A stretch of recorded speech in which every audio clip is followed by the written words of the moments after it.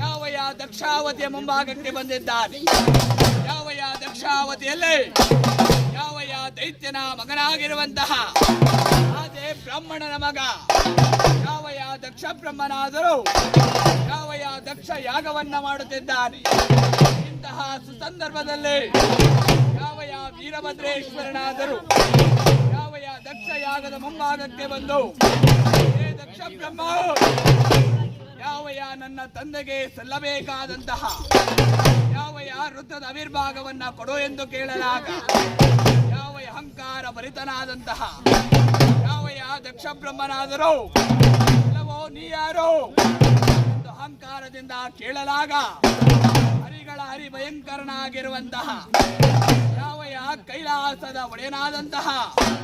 ಯಾವಯ ಪರಮೇಶ್ವರನ ಕೆಂಜಡೆ ಎಂದು ಉದ್ಭವಿಸಿ ಬಂದಂತಹ ಹರಿಗಳ ಹರಿಭಯಂಕರನಾಗಿ ಯಾವಯ ವೀರಭದ್ರೇಶ್ವರನ ನಾನು ಎಂದು ಕೇಳಲಾಗ ಪ್ರದೇಶ